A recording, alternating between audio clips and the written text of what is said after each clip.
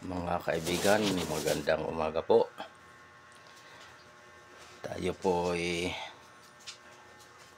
patapos na naman ang undas. Ngayon po ay karamihan sa atin yung mga nagbakasyon sa kanilang probinsya. Kasalukuyan na pong nagbabalak upang bumalik po dito sa Maynila upang magsimula na naman po na pumasok sa kanilang mga trabaho. At katulad po ng sinasabi ko, ito pong mga bakasyonistang ito ay babalik na po sa kanilang company, sa kanilang trabaho po.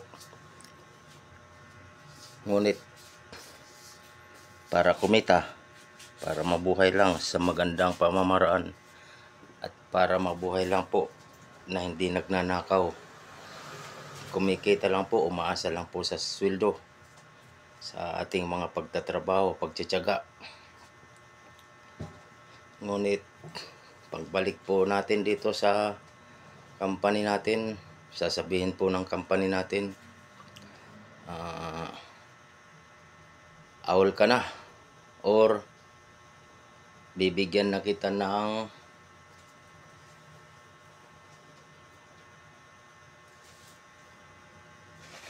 issue tungkol sa pagtatanggal sa trabaho sa inyo kasi umalis kayo sa company na hindi po kayo nagpaalam.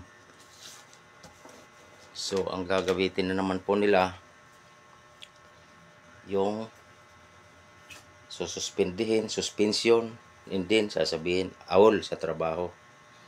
Pero po ang totoo nito mga kababayan ko, nagpaalam naman po ang mga bawat manggagawa sa kanilang company upang magbakasyon sa kanilang probinsya dahil po sa undas, araw ng mga patay. Ngunit sa kabila po ng pagpapaalam na ito, itatanggi po ito ng mga namumuhunan ng mga company na namumuhunan po dito sa atin na mga mapagsamantala, mapang-api sa mga manggagawa.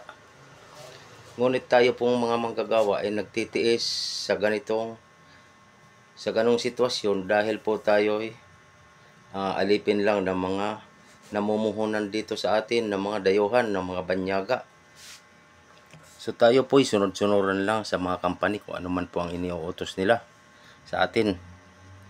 So kapag nag-declare po si company ng suspension, suspindi at awol, siyempre po wala man tayong magagawa dahil yun po ang patakaran nila. Gusto nila umiwas na naman sa mga bonuses or 13 month dahil alam nyo naman po magpapasko na, malapit na naman. So ito pong mga kampaning ito na mga mapagsamantala sa mga manggagawang mahirap na katulad natin, igagawa na naman po ng paraan. Ganun po ang gagawin, suspension, suspindi or awol, na hindi naman po nila napapatunayan na ikaw nag-awol dahil ikaw po ay nagpaalam din naman sa company na ikaw ay babakasyon muna. Kaya nga lang po, dahil nga po sa kagustuhan ng mga company na ito mapagsamantala sa mga manggagawang Pilipinong katulad natin na mga mahihirap, yun po ang kanilang pinapatupad. Sasabihin awol dahil hindi nagpapaalam. Tapos ang iba pa nga po ginagawa, dismissal, illegal dismissal. Tapos tatanungin po natin kung bakit mo po ako dinismiss company, dismissal. Ang kakaturan po ng mga company, umalis ka, hindi ka nagpaalam may pasok ka pa, hindi ka pumasok. Pero ang totoo, nagpaalam ka naman. So ang gagawin po ng company, ganun nga, suspindi ka or illegal dismissal or awol, yun ang gagawin nila. Ngayon, siyempre, ikaw naman manggagawa, mag-iisip ka. So dapat itong mga company na to, mga mapagsamantala sa mga manggagawa, meron silang ipapakitang proof na ebidensya bilang sinasabi nila na ikaw di nagpaalam or inawol kita dahil nga sa oras na ng trabaho wala ka dito. Kasi di po ba yung undas natin natapat ng Sabado o Linggo. Sa ibang company kasi, kahit na sabihin nating holiday, may pasok pa sila. Pero hindi naman po sila nagbabayad ng maayos sa mga manggagawa.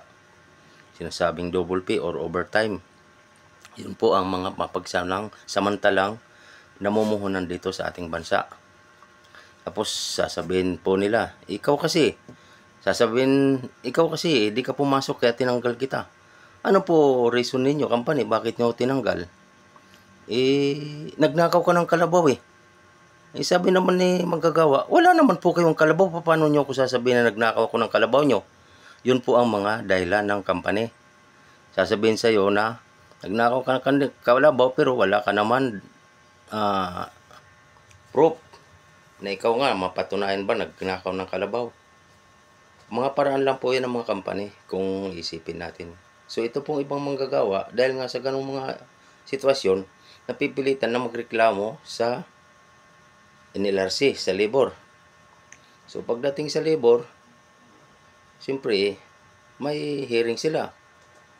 Ngayon tatanungin nitong labor arbiter, ikaw ba bilang employee, totoo bang tinanggal ka ng company mo?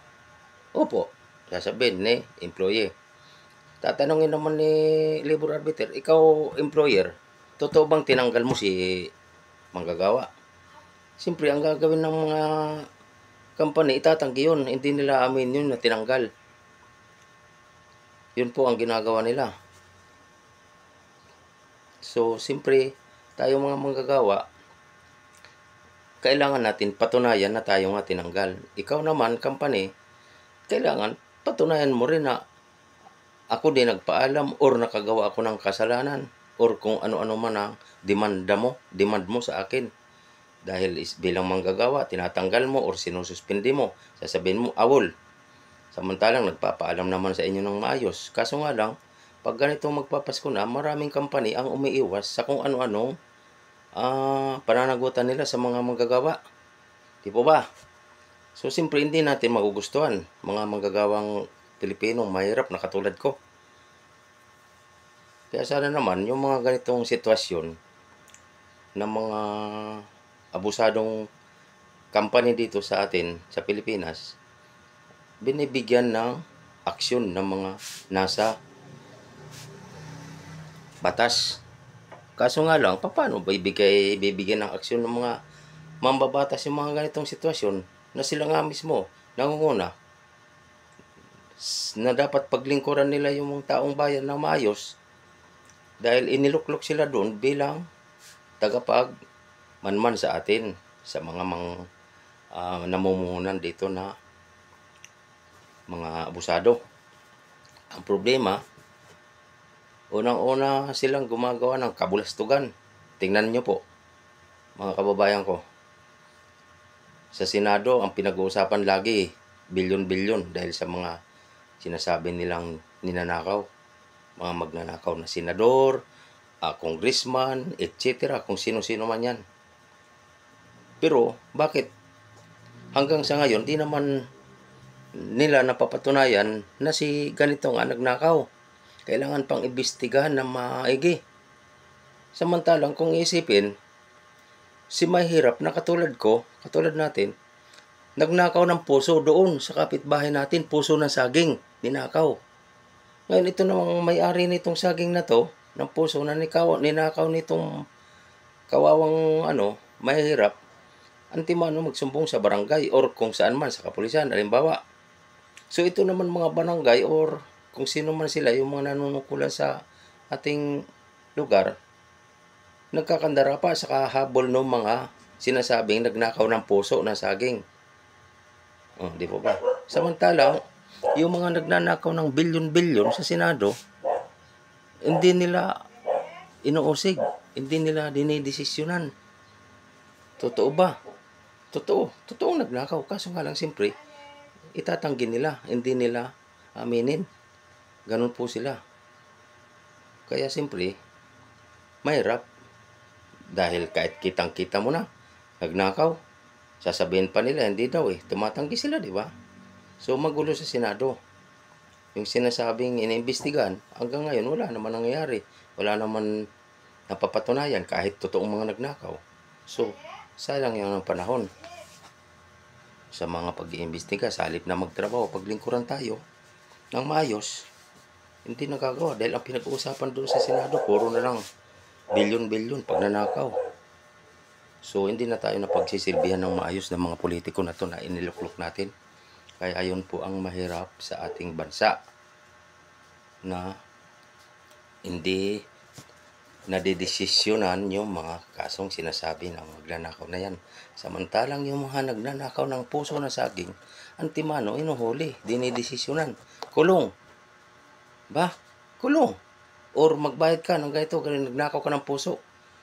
Magkano po ang halaga ng puso? Sabi natin 20 pesos, puso ng saging.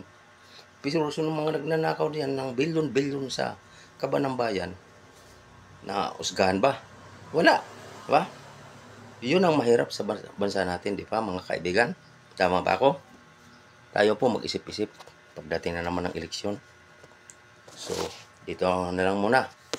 Dahil tayo po ay maghanda muna ng ating pansariling pamumuhay kung anong dapat.